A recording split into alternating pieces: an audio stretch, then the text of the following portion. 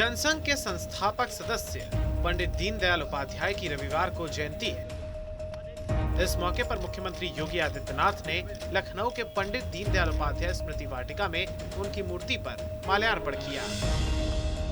CM योगी ने कहा कि एनडीए की जब पहली सरकार बनी थी तब हर गरीब तक राशन पहुंचाने की स्कीम बनाई गई। गांव-गांव सड़क बनाने की योजना बनाई गई ताकि अंतिम पंक्ति में बैठे व्यक्ति का विकास हो सके। पीएम मोदी ने प्रधानमंत्री बनते ही मंत्र दिया था कि सबका साथ सबका विकास। मैं आपको मेरठ के प्रधानमंत्री नरेंद्र मोदी के मन की बात कार्यक्रम के 93वें अंक में मेरठ राष्ट्रीय स्तर पर छा गया है। पीएम मोदी ने मेरठ में कबाड़ से जुगाड़ अभियान की तारीफ की है। उन्होंने कहा कि देश के अलग अलग हिस्सों में भी ऐसे प्रयोग किए जाने चाहिए जिससे हम कबाड़ वस्तुओं का प्रयोग सही तरीके से कर सकें। प्लास्टिक वेस्ट, पुराने टायर। एक तरफ विपक्ष बीजेपी को पछाड़ने में लगा हुआ है तो वहीं बीजेपी भी विपक्ष के नेताओं पर निशाना साधने से पीछे नहीं हट रही है। इसकी झलक देखने को मिली है एटा में, जहां पूर्व डिप्टी सीएम दिनेश शर्मा ने नीतीश कुमार पर तंज कसते हुए कहा कि उन्हें पहले यूपी में प्रधानी का चुनाव लड़ना चाहिए और उसमें भी उनकी जमानत जब्त हो जाएगी। नीतीश जी को पहले उत्तर प्रदेश के प्रधानी का चुनाव लड़ना चाहिए। प्रधानी के चुनाव में भी उत्तर प्रदेश में जमानत जब्त होगी। बिहार में अपना आधार खो चुके नीतीश कुमार अगर उत्तर प्रदेश में आधार खोजने आ रहे हैं तो उनका ये सपना निराधार है और यहाँ पर उनकी जमानत को कोई बचाने वाला उनको वहाँ से लालू जी भी अगर अवतार धारण कर लेंगे तो उनकी जमानत नहीं बचा। उनका कहना है पूरे देश पे यहाँ से मैसेज देंगे चुनाव लड़ने के। हाँ, ये मैसेज देंगे सबसे ज्यादा बुरी हार देगा। सर, मोहन भागवत जी मस्जिद में गए हैं, पहली बार ऐसा कोई संचालक गया है, क्या संदेश देना चाहते हैं? जो भी राष्ट्र के प्रति समर्पित लोग हैं उनसे मिलने में कभी भी किसी को इतराज नहीं है। जहाँ तक आप राष्ट्रीय स्वयंसेवक संघ का जिक्र कर रहे हैं उसमें मैं कोई डिफरेंस नहीं कर सकता हूँ, लेकिन मुस्लिम मंच उसमें भी बना है और उसमें भी राष्ट्रवादी लोगों के संगठन हो रहा है। बीजेपी में भी अल्पसंख्यक मोर्चा है और उसमें भी हमारे तमाम मुस्लिम भाई। धन्यवाद। यूपी सरकार अपने दूसरे कार्यकाल के 6 महीने पूरे होने पर अपनी तरफ से किए गए वादों को पूरा करने की बात कह रही है। इसी पर समाजवादी पार्टी ने भी चुटकी लेने का कोई मौका नहीं छोड़ा, जहां समाजवादी पार्टी के नेता अनुराग भदौरिया ने वीडियो जारी कर कहा कि 6 महीने में यूपी सरकार में भ्रष्टाचार बढ़ा है। जब से उत्तर प्रदेश में भारतीय जनता पार्टी की सरकार आई है, यहाँ पे महिलाओं पे अत्याचार बढ़ा, बेरोजगारी बढ़ी, महंगाई बढ़ी, बच्चों की फीस बढ़ी, कानून व्यवस्था पूरी तरह से ध्वस्त हुई, चारों तरफ चोरी, डकैती, हत्या, लूट मार, बलात्कार बढ़े। 6 महीने में उत्तर प्रदेश में भारतीय जनता पार्टी की सरकार में यही तो हुआ है। हरियाणा के फतेहाबाद में चौधरी देवीलाल की 109वीं जयंती पर सम्मान समारोह में विपक्ष के कई बड़े नेता शामिल हुए।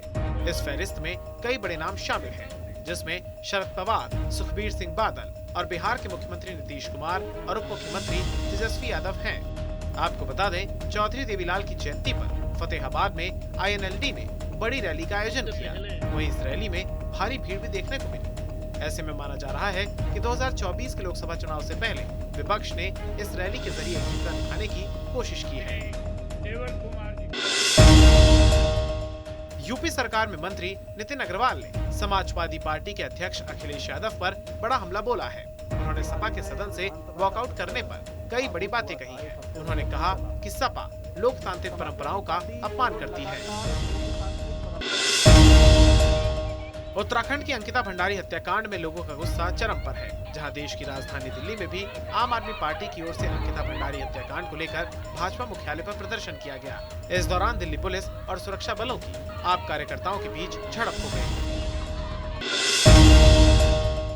बीते दिनों मथुरा से सांसद और अभिनेत्री हेमा मालिनी मथुरा पहुंची थी, जहां उनसे मथुरा में कंगना का चुनाव लड़े जाने पर राखी सावंत का नाम लेकर तंज कसा था, जिसके बाद अब इस मामले पर राखी सावंत की प्रतिक्रिया सामने आई है। राखी ने वीडियो जारी कर कहा कि मैं शुक्रगुजार हूँ कि पीएम मुझे जिम्मेदारी देना चाहते हैं और इस बार मुझे चुनाव में खड़ा कर रहे हैं और इसका ऐलान खुद हेमा मालिनी जी ने कर दिया है। मैं देश की सेवा के लिए ही पैदा हुई हूँ और देश की सेवा ही करना चाहती हूँ। माननीय हेमा मालिनी जी ने कह दिया। जी दोस्तों, मैं बहुत शुक्रगुजार हूँ मोदी जी की कि वो एक समाज की जिम्मेदारी मेरे कंधे पर देना चाहते हैं। मैं तो बचपन से ही समाज सेवा करती आ रही हूँ। थैंक यू मोदी जी कि आपने मुझे उस लायक समझा कि आप मेरे कंधे पे सारी जिम्मेदारियां डालना चाहते हैं और इस बार चुनाव में मुझे खड़ा कर रहे हैं। हेमा जी ने ये अनाउंस कर दिया है, तो मैं तो देश की सेवा के लिए ही पैदा हुई हूँ और मैं देश की सेवा करना चाहती हूँ। और क्यों नहीं, हमारे मोदी साहब, हमारे प्रधानमंत्री जी चाय बनाते बनाते प्रधानमंत्री जी पीएम बन सकते हैं, तो मैं बॉलीवुड में काम करते करते सीएम क्यों नहीं बन सकती हूँ? डेफिनेटली मैं बनूंगी, आप सबका आशीर्वाद चाहिए। तो 2024 में अब आप मुझे चुनाव लड़ते हुए देखेंगे, किसके अपोजिट ये सरप्राइज है, बट हाँ, हेमा मालिनी जी ने अनाउंस कर दिया। अंकिता की मौत पर आक्रोशित लोग उनके पिता की अपील पर शांत हुए। पहले परिवार अंतिम संस्कार करने के लिए राजी नहीं था, लेकिन सरकारी आश्वासन के बाद परिवार राजी हुआ, जिसके बाद एनआईटी घाट पर अंकिता का अंतिम संस्कार किया गया। एनआईटी घाट पर अंकिता के भाई ने उन्हें मुखाग्नि दी। वहीं दूसरी ओर सीएम पुष्कर सिंह धामी ने कहा कि परिवार को पोस्टमार्टम की रिपोर्ट दी जाएगी।